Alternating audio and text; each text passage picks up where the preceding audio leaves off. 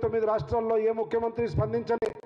ఒక్క తెలంగాణ రాష్ట్ర ముఖ్యమంత్రి రేవంత్ రెడ్డి గారు మాత్రమే సుప్రీంకోర్టు తీర్పు వచ్చిన క్షణాల్లోపలనే శాసనసభ సాక్షిగా ఆయా వర్గాలకు అండగా నిలబడి గుండె నిబ్బరినిచ్చే విధంగా ప్రభుత్వం తరపున వారు ఇచ్చినటువంటి హామీ యావత్ తెలంగాణ సమాజంలోని మాదిగల గుండె నిబ్బరతను పెంచింది, నమ్మకాన్ని విశ్వాసాన్ని పెంచింది ముఖ్యమంత్రి మీద.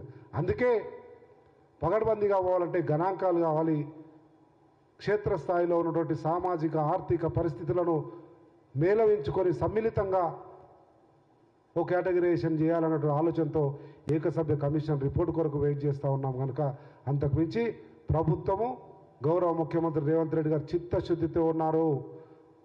చారిత్రాత్మకమైనటువంటి వర్గీకరణ తెలంగాణ రాష్ట్రంలో కాంగ్రెస్ పార్టీ ఆధ్వర్యంలో గౌరవ ముఖ్యమంత్రి రేవంత్ రెడ్డి నాయకత్వంలో జరగబోతా ఉంది.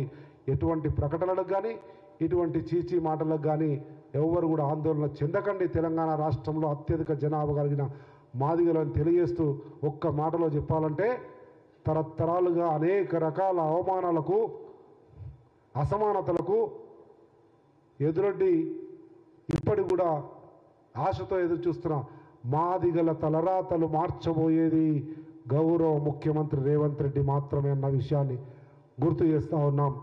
ఎవరు కూడా చిలువలు పలువలు చేయకండి, ధైర్యంగా ఉండండి, నిబ్బరంగా ఉండండి అని చెప్తా ఉన్నాం. థ్యాంక్ యూ, నమస్తే. ప్రపంచంలో ఏ మూల ఏ క్షణం ఏం జరుగుతుందో వేగంగా తెలుసుకోవడానికి తొలి వెలుగు వాట్సాప్ ఛానల్ని ఫాలో చేయండి.